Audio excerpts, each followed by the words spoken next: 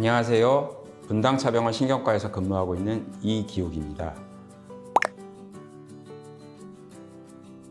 편두통은 이름의 편자 때문에 보통 머리 한쪽에서 나타나는 두통으로 알고 있지만 머리에서 일정 시간 동안 맥박이 뛰는 것처럼 쿵쿵 울리듯 아픈 두통을 말하며 구역과 구토 증상 및 빛과 소리 공포증이 나타나는 증상까지 포함합니다. 편두통은 우리나라 전 국민의 10%가 앓고 있을 정도로 흔한데 10명 중 7명이 여성일 정도로 남성에 비해 여성에게서 많이 발생합니다. 편두통은 중등도 이상의 강도를 보이기 때문에 환자의 80% 정도가 두통으로 인해 일상생활에 지장을 받는다고 합니다. 편두통은 가족력이 강한 유전적 요인을 가진 질환입니다. 이 밖에 만성 스트레스나 치통, 약물 남용, 음주 등 다양한 원인이 있는데요. 불규칙한 수면 패턴이나 초콜릿이나 치즈, 맥주와 같은 특정 음식이 편두통을 유발하기도 하며 피임약이나 생리약 같은 호르몬 변화가 두통을 일으키기도 합니다. 편두통은 뇌와 뇌신경, 뇌혈관의 기능 이상으로 일시적으로 혈관이 확장되면서 발생하는 통증입니다. 처음에는 약한 강도로 시작해서 30분에서 길게는 몇 시간에 걸쳐 점점 심해지는 양상을 보입니다. 맥박이 뛰는 것과 같은 박동성 통증, 조이거나 터질 것 같은 느낌의 통증이 느껴지고 심한 경우 구토나 어지럼증을 동반하기도 합니다. 편두통은 크게 조짐 편두통과 무조짐 편두통으로 나눌 수 있습니다.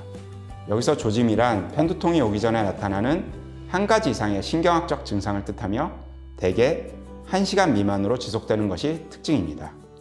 조짐 편두통 환자의 대부분은 눈앞에서 불빛이나 점이 깜빡이거나 시야에 원이나 타원, 지그재그 선이 나타났다 사라지는 증상이 나타나게 됩니다. 또 드물게 얼굴과 손의 한쪽이 저리거나 무딘 느낌이 드는 감각 전조나 단어가 잘 떠오르지 않는 등의 언어장애를 겪기도 합니다. 대부분의 환자가 무조짐 편두통에 해당됩니다. 하지만 위와 같은 전조 증상이 동반된다면 다른 뇌혈관의 장애를 의심해 볼 수 있으므로 반드시 정확한 검사를 받아야 됩니다. 편두통 치료는 급성기 치료와 예방 치료로 나눌 수 있습니다.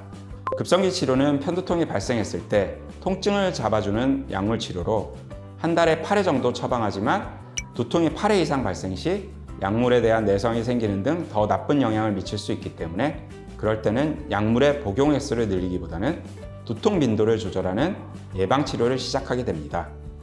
예방 치료의 경우에는 편두통의 빈도에 따라서 사파 편두통과 만성 편두통으로 나누어서 우선 분류하고 예방 약제를 선택해서 치료를 시작합니다. 예전에 경험해보지 못했던 갑작스러운 두통이 생기면 뇌경색이나 뇌출혈과 같은 뇌졸중, 또 다른 뇌 문제에 따른 2차성 두통을 의심하고 병원을 찾는 것이 좋습니다. 평소 습관적으로 두통약을 복용하지만 효과가 없을 경우에는 약물 오남용으로 이어지고 만성 두통의 원인이 될 수 있으므로 주의해야 합니다. 그 밖에 두통을 악화시킬 수 있는 어깨, 목 등의 통증은 평소에 치료해 두는 것이 좋으며 규칙적인 식사와 수면, 외부 활동을 유지하고 두통이 있을 때는 주기나 아픈 부위 등을 기록하는 두통 일기 등을 작성해 두면 진단 및 긍정적인 치료에 도움이 될 수 있습니다.